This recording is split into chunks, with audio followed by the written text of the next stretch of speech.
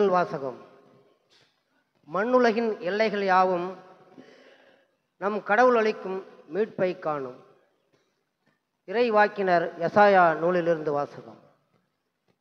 அதிகாரம் 52, இறைவசனங்கள் 7-10 முடிய. நற்செய்தியை அறிவிக்கவும், நல்வாழ்வை பலப்படுத்தவும், நலம் தரும் செய்தியை உரைக்கவும், விடுதலையை பறைசாற்றவும், சியோனை நோக்கி உன் கடவுள் அரசாளுகிறார் என்று கூறவும், வருவோனின் பாதங்கள் மலை மேல் எத்தனை அழகாய் இருக்கின்றன, இதோ உன் சாம காவலர் குரல் எழுப்புகின்றார், அவர்கள் அக்களித்து ஒருங்கே ஆரவாரம் செய்கின்றனர். ஆண்டவர் சியோனுக்கு திரும்பி வருவதை அவர்கள் தம் கண்களாலேயே காண்பர். எருசலேமின் பாழ் இடங்களே, ஒருங்கே ஆர்ப்பரித்து பாடுங்கள். ஆண்டவர் தம் மக்களை ஆறுதல் அளித்துள்ளார், எருசலேமுக்கு மீட்பு வழங்கியுள்ளார். பிற இனத்தார் அனைவரின் கண்களும் காண ஆண்டவர் தம் தூய புயத்தினை திறந்து காட்டியுள்ளார். மண்ணுலகின் எல்லைகள் யாவும் தம் கடவுள் அளிக்கும் மீட்பை காணும். இது ஆண்டவர் வழங்கும் அருள்வாக்கு. இறைவனுக்கு நன்றி. இரண்டாம் வாசகம். எபிரேயருக்கு எழுதப்பட்ட திருமுகத்திலிருந்து வாசகம். பலமுறை பல வகைகளில் முற்காலத்தில் இறைவாக்கினர் வழியாக நம் மூதாதையரிடம் பேசிய கடவுள் இவ்விறுதி நாட்களில் தம் மகன் வழியாக நம்மிடம் பேசியுள்ளார். இவரை எல்லாவற்றுக்கும் உரிமையாளராக்கினார். இவர் வழியாக உலகங்களை படைத்தார். கடவுளுடைய மாட்சிமையின் சுடரொளியாகவும் அவருடைய இயல்பின் அச்சுப்பதிவாகவும் விளங்கும் இவர் தம் வல்லமைமிக்க சொல்லால் எல்லாவற்றையும் தாங்கி நடத்துகிறார். மக்களை பாவங்களிலிருந்து தூய்மைப்படுத்திய பின் விண்ணகத்தில் இவர் பெருமைமிக்க கடவுளின் வலப்பக்கத்தில் வீற்றிருக்கிறார். இவ்வாறு இறைமகன் வானதூதரை விட சிறந்ததொரு பெயரை உரிமை பெயராக பெற்றார். அந்நிலைக்கு ஏற்ப அவர்களை விட இவர் மேன்மை அடைந்தார். ஏனெனில் கடவுள் வானதூதர் எவரிடமாவது நீர் என் மைந்தர், இன்று நான் உம்மை பெற்றெடுத்தேன் என்றும், நான் அவருக்கு தந்தையாய் இருப்பேன், அவர் எனக்கு மகனாய் இருப்பார் என்றும் எப்போதாவது கூறியதுண்டா? மேலும் அவர் தம் முதற் பெயரான இவரை உலகிற்கு அனுப்பிய போது கடவுளின் தூதர் அனைவரும் அவரை வழிபடுவார்களாக என்றார். ஆண்டவரின் அருள்வாக்கு. இறைவனுக்கு நன்றி.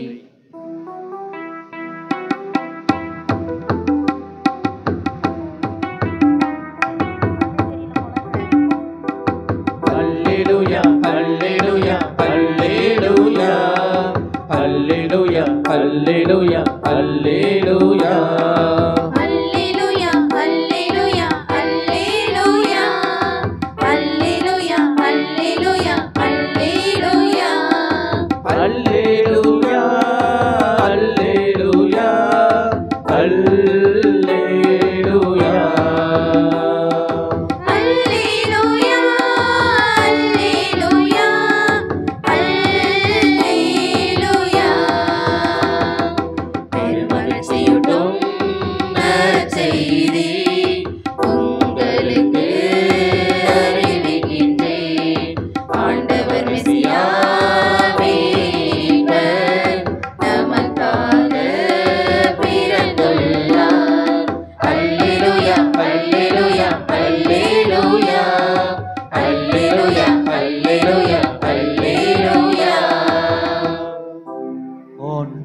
உங்களோடு இருப்பாராக.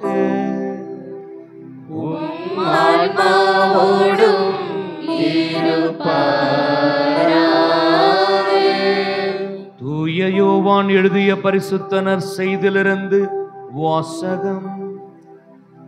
ஆண்டவரே மாட்சி உமக்கே.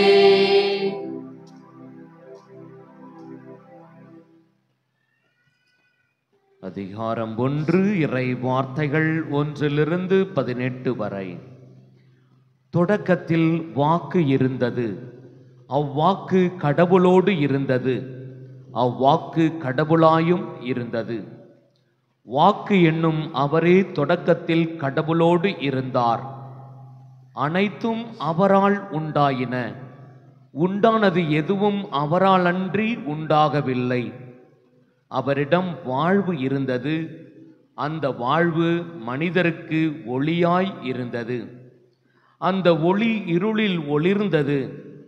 இருள் அதன் மேல் வெற்றி கொள்ளவில்லை. கடவுள் அனுப்பிய ஒருவர் இருந்தார். அவர் பெயர் யோவான். அவர் சான்று பகருமாறு வந்தார். அனைவரும் தம் வழியாக நம்புமாறு அவர் ஒளியை குறித்து சான்று பகர்ந்தார். அவர் அந்த ஒளி அல்ல, மாறாக ஒளியை குறித்து சான்று பகர வந்தவர். அனைத்து மனிதரையும் ஒளிர்விக்கும் உண்மையான ஒளி உலகிற்கு வந்து கொண்டிருந்தது. ஒளியான அவர் உலகில் இருந்தார். உலகு அவரால் தான் உண்டானது. ஆனால் உலகு அவரை அறிந்து கொள்ளவில்லை. அவர் தமக்குரியவர்களிடம் வந்தார். அவருக்குரியவர்கள் அவரை ஏற்றுக்கொள்ளவில்லை. அவரிடம் நம்பிக்கை கொண்டு அவரை ஏற்றுக்கொண்ட ஒவ்வொருவருக்கும் அவர் கடவுளின் பிள்ளைகளாகும் உரிமையை அளித்தார். அவர்கள் இரத்தத்தினாலோ உடல் இச்சையினாலோ ஆண்மகன் விருப்பத்தினாலோ பிறந்தவர்கள் அல்ல, மாறாக கடவுளால் பிறந்தவர்கள். வாக்கு மனிதரானார், நம்மிடையே குடிகொண்டார். அவரது மாட்சியை நாங்கள் கண்டோம். அருளும் உண்மையும் நிறைந்து விளங்கும். அவர் தந்தையின் ஒரே மகன் என்னும் நிலையில் இம்மாட்சியை பெற்றிருந்தார். யோவான் அவரை குறித்து, எனக்கு பின் வரும் இவர் என்னை விட முன்னிடம் பெற்றவர், ஏனெனில் எனக்கு முன்பே இருந்தார் என்று நான் இவரை பற்றியே சொன்னேன் என உரத்த குரலில் சான்று பகர்ந்தார். இவரது நிறைவிலிருந்து நாம் யாவரும் நிறைவாக அருள் பெற்றுள்ளோம். திருச்சட்டம் மோசே வழியாக கொடுக்கப்பட்டது. அருளும் உண்மையும் இயேசு கிறிஸ்து வழியாய் வெளிப்பட்டன. கடவுளை யாருமே கண்டதில்லை. தந்தையின் நெஞ்சத்திற்கு நெருக்கமானவரும் கடவுள் தன்மை கொண்டவருமான ஒரே மகனே அவரை வெளிப்படுத்தியுள்ளார். வாழ்வு தரும் கிறிஸ்துவின் நற்செய்தி. கிறிஸ்துவே உமக்கு புகழ். கிறிஸ்துவில் அன்பார்ந்த சகோதர சகோதரிகளே, உங்கள் அனைவருக்கும் முதலில் என் சார்பாகவும் நம்முடைய அருட்சகோதரிகள் அனைவரின் சார்பாகவும் கிறிஸ்து பிறப்பு பெருவிழா நல்வாழ்த்துக்களை தெரிவித்துக் கொள்கிறோம். We wish you a happy Christmas. கிறிஸ்துவில் அன்பார்ந்தவர்களே, கிறிஸ்மஸ் என்றாலே நம்முடைய உள்ளத்தில் ஒரு பெரும் மகிழ்ச்சி. ஏனென்றால் இந்த கிறிஸ்மஸ் நமக்கு நாமே உருவாக்கி கொள்ளுகின்ற ஒரு உன்னதமான மகிழ்ச்சியை நமக்கு கொடுக்கிறது. இந்த கிறிஸ்து பிறப்பு பெருவிழாவுக்காக ஏறக்குறைய 1 மாதம் நாம் தயாரித்தோம். இந்த தயாரிப்பு என்பது இந்த விழாவிற்கு வந்து சேர்வதற்கான ஒரு சிறப்பான பக்குவமான மனநிலையை நமக்கு கொடுக்கிறது. 4 வார இந்த திருவருகை காலத்தினுடைய திருப்பலியில் நாம் பார்த்தோம் என்றால், ஒவ்வொரு வாரமும் ஒவ்வொரு தலைப்புகளில் இந்த திருப்பலியானது திருவருகை கால திருப்பலி நிறைவேற்றப்பட்டது. முதல் வாரத்தில் எதிர்நோக்கின் திரு ஞாயிறு என்று கொண்டாடினோம். 2வது வாரத்தில் அமைதியின் ஞாயிறு என்று கொண்டாடினோம். 3வது வாரத்தில் மகிழ்ச்சியின் ஞாயிறு என்று கொண்டாடினோம். 4வது வாரம், கடைசி வாரம் அன்பின் ஞாயிறு என்று சிறப்பாக கொண்டாடி இன்று ஒட்டுமொத்தமாக அன்பு, அமைதி, மகிழ்ச்சி, எதிர்நோக்கு எல்லாமே எங்கள் ஆண்டவர் இயேசு கிறிஸ்து தான் என்பதை மிக சிறப்பான விதத்தில் உணர்ந்து கொள்ளுகின்ற விதமாக இந்த கிறிஸ்து பிறப்பு பெருவிழா திருப்பலிக்கு நாம் வந்து சேர்ந்திருக்கிறோம். அன்புக்குரியவர்களே, இந்த மாபெரும் மகிழ்ச்சியூட்டும் நற்செய்தி நம் ஒவ்வொருவருக்கும் அது கடவுளால் வழங்கப்பட்ட, விண்ணகத்திலிருந்து எழுதப்பட்ட ஒரு அன்பு கடிதம். இன்னும் கொச்சையா சொல்லணும்னா it is a love letter என்று நாம் சொல்லுகிறோம். காதல் கடிதம். கடவுள் இந்த மக்களுக்காக எழுதிய ஒரு காதல் கடிதம் தான் நம் ஆண்டவர் இயேசு கிறிஸ்து. எவ்வளவு கடவுள் அன்பு செய்திருக்கிறார், அந்த அன்பை எவ்வளவு தூரம் வெளிப்படுத்தி இருக்கிறார், அந்த அன்பிற்காக அவர் ஏங்கி எவ்வளவு நாள் காத்திருந்திருக்கிறார், அந்த அன்பை எவ்வாறு பகிர வேண்டும் என்பதற்காக பல்வேறு முயற்சிகளை எடுத்திருக்கிறார். அந்த அன்பினுடைய உச்சக்கட்டமான ஒரு வெளிப்பாடுதான் ஆண்டவர் இயேசுவினுடைய பிறப்பு. ஒரு உண்மையாகவே அன்பு செய்கின்ற காதலர்கள் அவர்களுடைய அன்பை வெளிப்படுத்துகின்ற நிகழ்வு பல்வேறு விதத்திலே இருக்கும். ஒன்று, முதல்ல பூ கொடுத்து தன்னுடைய காதலிக்கு என்ன சொல்லுவாங்க, அன்பை வெளிப்படுத்துவார்கள். அல்லது லெட்டர் எழுதி, கடிதம் எழுதி அந்த அன்பை வெளிப்படுத்துவார்கள். அல்லது ஏதாவது ஒரு கிஃப்ட், பிடிச்ச ஒரு கிஃப்ட் வாங்கி கொடுத்து அவங்களுக்கு அந்த அன்பை வெளிப்படுத்துவார்கள். கடவுள் தன்னுடைய அன்பை எப்படி வெளிப்படுத்துகிறார் பாருங்கள். முதலில் கடவுள் தன்னுடைய அன்பை தந்தை கடவுள் தன்னுடைய எல்லா விதத்திலும் அந்த அன்பை வெளிப்படுத்தி விட்டார். ஆனால் இந்த இஸ்ராயல் மக்கள் வணங்கா கழுத்துள்ளவர்கள், கடவுளுடைய அன்பை புரிந்து கொள்ளாத மக்கள்.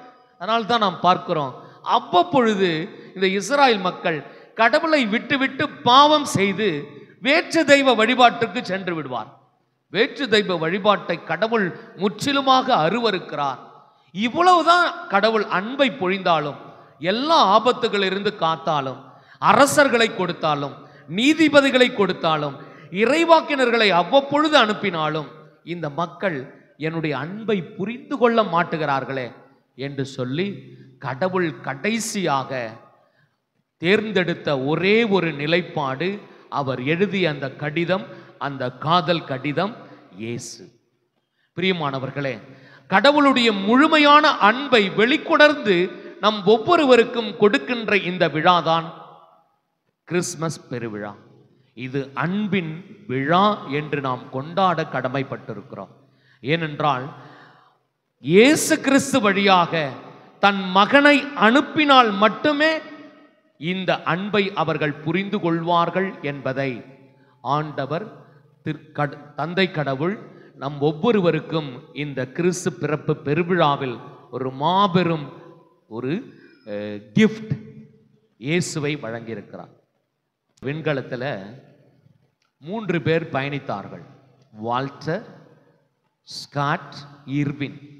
இவர்கள் 3 பேரும் விண்வெளிக்கு சென்ற பொழுது அங்கே நிலாவிலை கால் பதித்து விட்டு அவர்கள் அங்கிருந்து ஒரு கடிதம் எழுதுகிறார்கள்.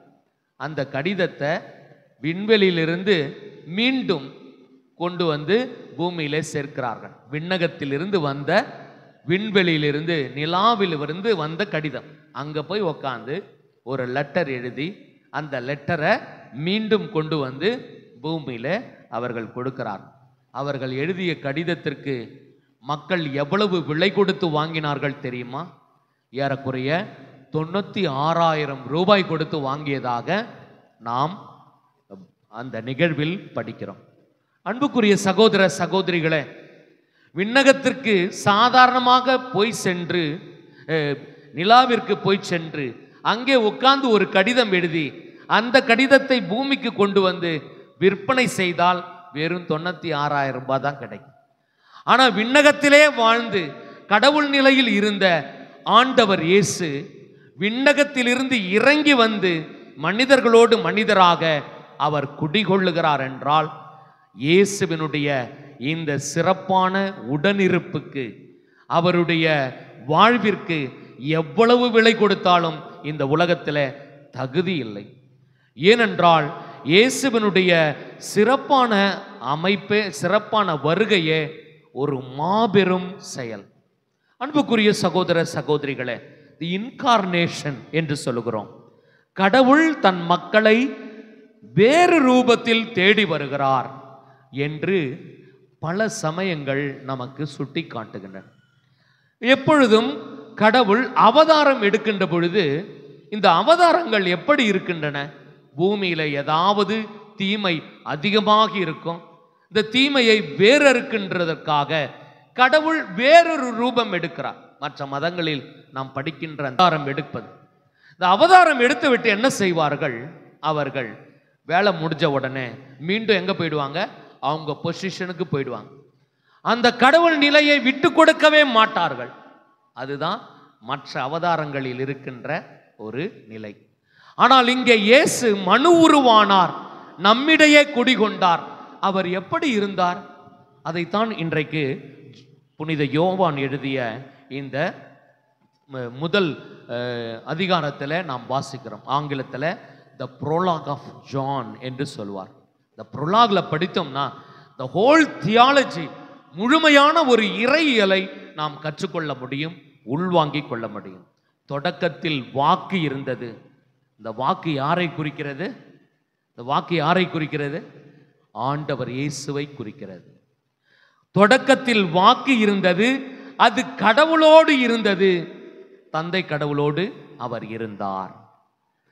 அவர் அவ்வாக்கு கடவுளாயும் இருந்தது, இயேசு கடவுளாகவும் இருந்தார்.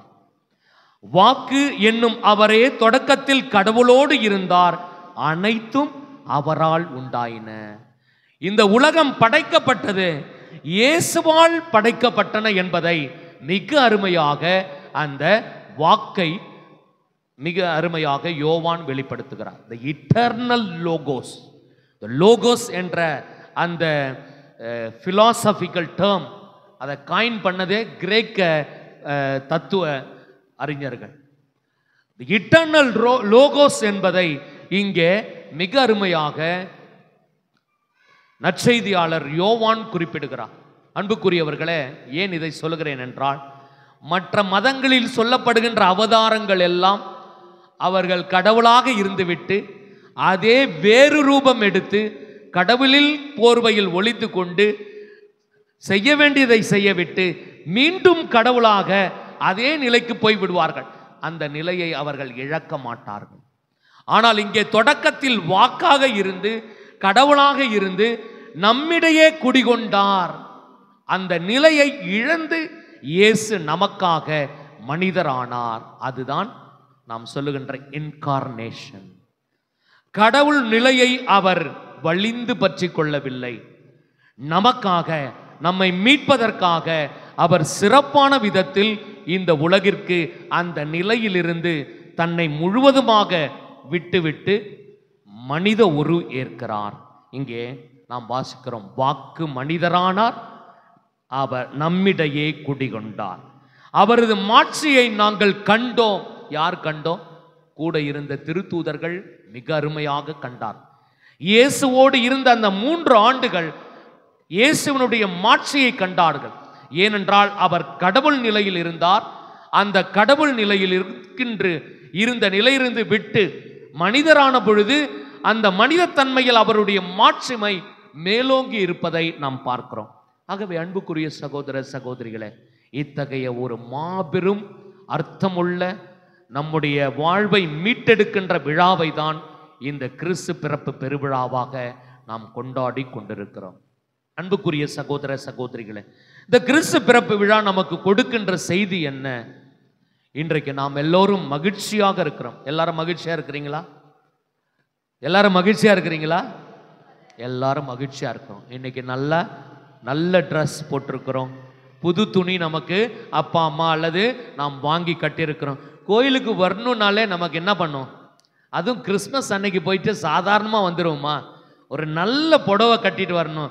எல்லாரும் அப்படி நம்ம போனால் நம்மளை பார்க்கணும் அப்படின்ற மாரி. அதுக்கு பின்னாடி இருக்கின்ற கணவர்களுடைய என்னது கஷ்டம்தான் நமக்கு தெரியும். ஐயோ கிறிஸ்மஸ் வந்துடுச்சு, எவ்வளோ காஸ்ட்லியான புடவை வாங்கி கொடுக்க போகிறோமோ, எவ்வளோ ஒரு சில நேரங்களில் பார்க்கணும் பிள்ளைங்க விடாப்பிடியாக வந்து அழுவதை பார்க்கணும். நம்முடைய மகிழ்ச்சியை பல நேரங்களில் நாம் எவ்வாறு உருவாக்கி கொள்ளுகிறோம் என்றால், அதை கஷ்டப்பட்டு கூட உருவாக்க முயற்சி எடுக்கிறோம். அடம்பிடித்து கூட நாம் உருவாக்க முயற்சி எடுக்கிறோம். காரணம், இந்த கிறிஸ்மஸ் பெருவிழா என்பது நம்மை மிக சிறப்பாக எந்த விதத்திலேயாவது எப்படியாவது ஒரு மகிழ்ச்சிக்குரிய விழாவாக நாளாக இதை நாம் கொண்டாட வேண்டும். ஏனென்றால் கடவுள் நமக்காக மனிதரானார். அது மட்டுமல்ல, அந்த நிலையிலிருந்து அவர் மீண்டும் திரும்பி அந்த நிலைக்கு செல்லவில்லை என்றால் உயிர்த்த பிற்பாடுதான் அந்த நிலைக்கு அவர் செல்லுகிறார். அதுவரையில் தன்னுடைய முழு மனிதத்தன்மையும் நம்மளோடு வாழ்ந்து நமக்காக வெளிப்படுத்தப்பட்டவர் தான் ஆண்டவர் இயேசு கிறிஸ்து. பிரியமான சகோதர சகோதரிகளே, இந்த விழாவினுடைய வெளிப்பாடு எதிலே இருக்கிறது என்றால், it is giving, it is also a sharing and giving gives a Joy என்று சொல்லுவோம். பிறரிடம் நாம் பகிர்வதில் கொடுப்பதில் நமக்கு மகிழ்ச்சி இருக்கிறது. இன்னைக்கு யார் யார் வீட்டெல்லாம் ஸ்வீட் செஞ்சீங்க கிறிஸ்மஸுக்கு? எங்கள் அப்பா தான் இப்போல்லாம் அந்த காலத்தில் போய் கடையில் போனாக்கா அழகும் உன்னது ஒரு 5 கிலோ லட்டு கொடுங்க, ஜாங்கிரி கொடுங்க, மிக்சர் கொடுங்க, அடுத்தது எல்லாத்தையும் ஒன்றா போட்டு பக்கத்து வீட்டுக்கு கொடுக்குறது. அப்போல்லாம் சின்ன வயசில் பார்த்துருக்கோம். எங்கள் வீட்டிலலாம் இந்த சின்ன வயசில் காலையில் பூசைக்கு மிட் நைட் மாஸ் முடிஞ்சிடும். காலையில் திரும்பி கோயிலுக்கு போவோம், ஏன்னா நாங்கள் தான் பூசை உதவி. அங்கே அடுத்தது பூசை உதவிலாம் முடிஞ்ச பிற்பாடு நாங்கள் ஆவலாக இருப்போம். புது ட்ரெஸ்ஸு போட்டு தட்டில் ஒரு சில்வர் தட்டில் எல்லாம் வைப்பாங்க.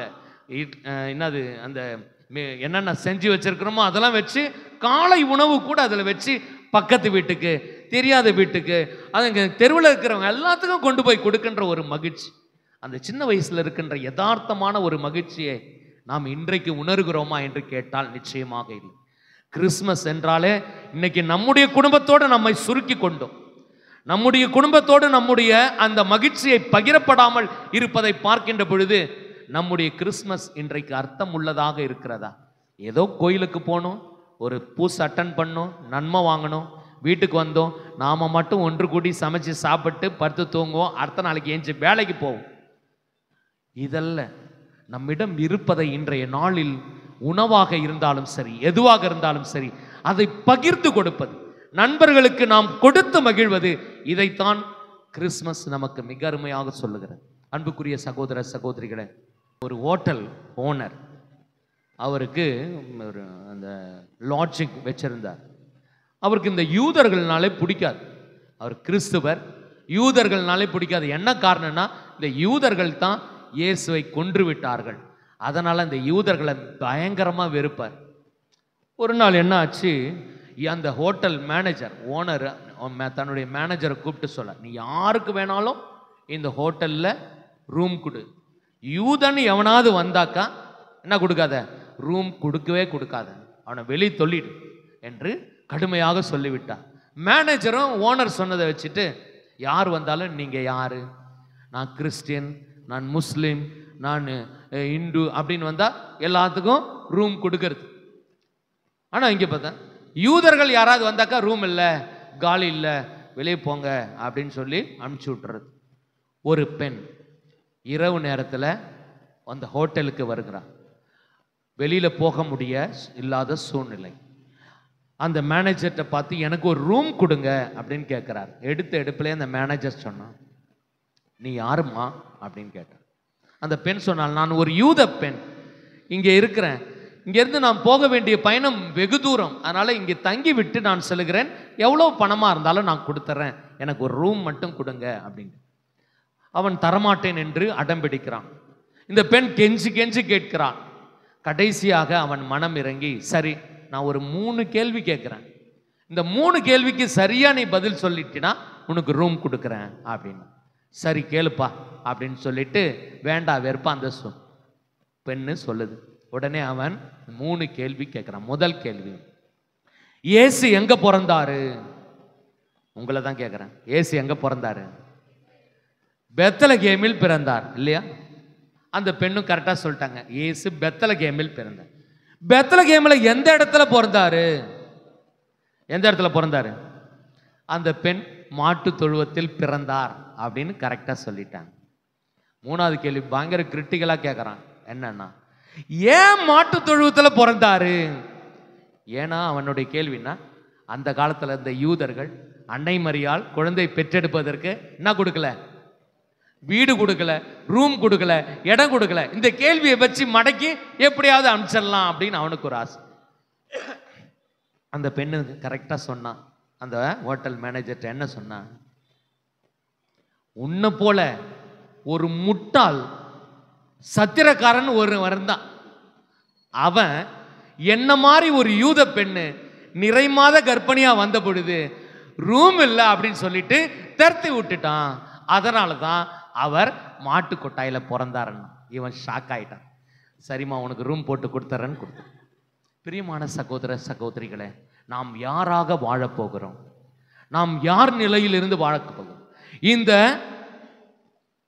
அந்த சத்திரக்காரன் அன்னை மரியாளுடைய நிறைமாத கர்ப்பிணியாக இருந்த நிலையை பார்த்து கூட அந்த சத்திரத்தில் இடம் கொடுக்காத சத்திரக்காரனை போல நாம வாழ போறோமா?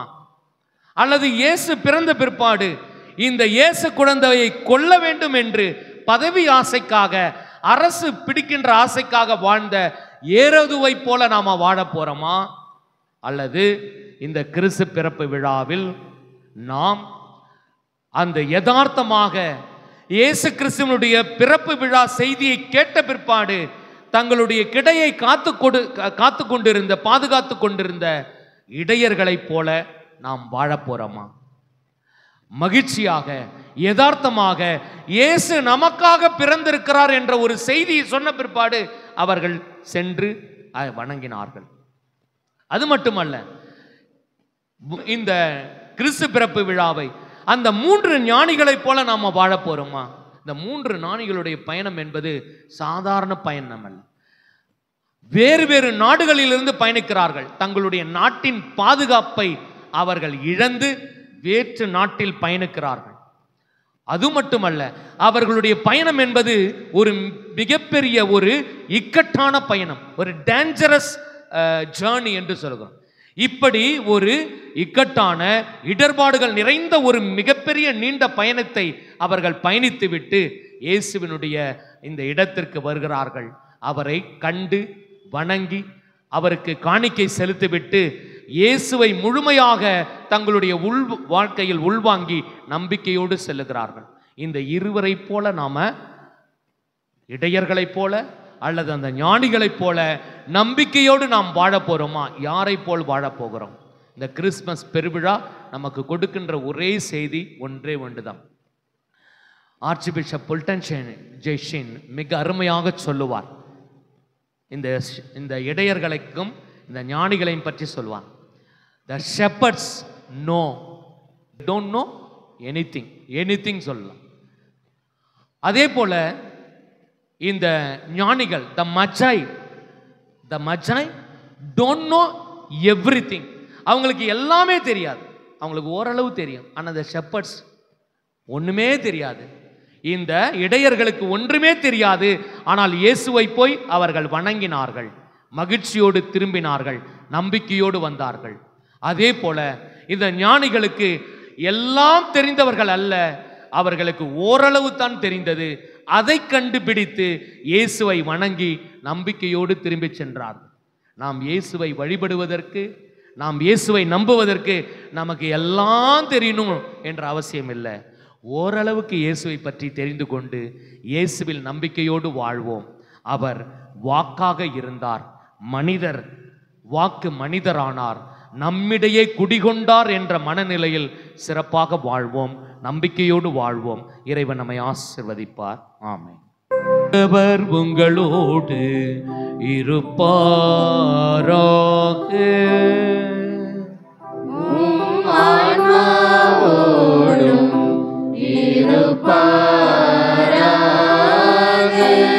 கிறிஸ்து பிறப்பு பெருவிழாவின் சிறப்பு ஆசீர்வாதங்களை பெற்றுக்கொள்ள அனைவரும் தலை வணங்கி மன்றாடுவோம்.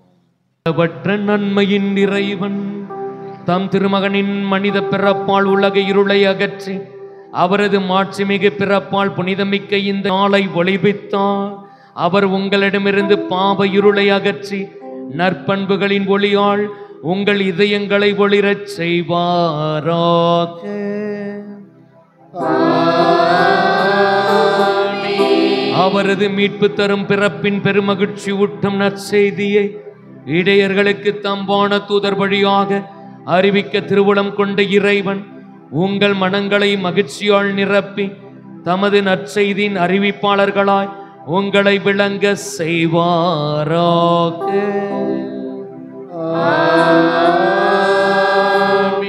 அவரது மனித பிறப்பால் விண்ணகத்தோடு மண்ணகத்தை இணைத்த இறைவன் உங்களை தம் அமைதி நல்லெண்ணம் என்னும் கொடைகளால் நிரப்பி விண்ணக திரு அவையில் நீங்கள் பங்கு பெற செய்தருள்வாராக.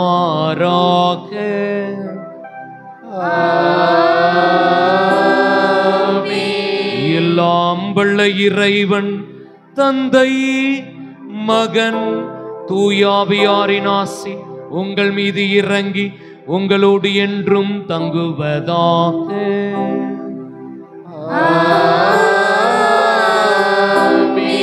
சென்று வாழுங்கள், திருப்பலி நிறைவேறிற்று. இறைவனுக்கு நன்றி.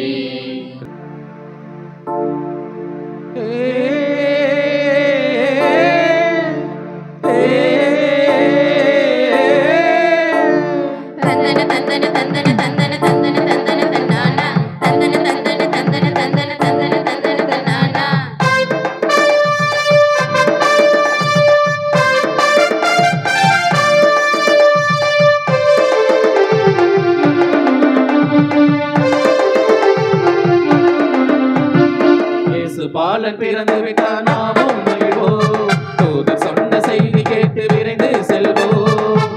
பாலன் பிறந்து விட்டார், நாமும் மகிழ்வோம். தூதர் சொன்ன செய்தி கேட்டு விரைந்து செல்வோம். அன்பின் அரசர் அவனியில் பிறந்தார், அமைதியின் அரசர் அழகாய் பிறந்தார். மரியின் மகனாய் சூசையின் மகனாய் இறைமகன் பிறந்தாரே. மரியின் மகனாய் சூசையின் மகனாய் இறைமகன் பிறந்தாரே. பாலன் பிறந்து விட்டார், நாமும் மகிழ்வோம். தூதர் சொன்ன செய்தி கேட்டு விரைந்து செல்வோம். Happy Christmas, happy happy Christmas, Merry Christmas, Merry Merry Christmas. தந்தானனா தனனானனா, தந்தான தந்தான தனனானனா. தந்தானனா தனனானனா, தந்தான தந்தான தனனானனா. தனனனனா, தனனனனா.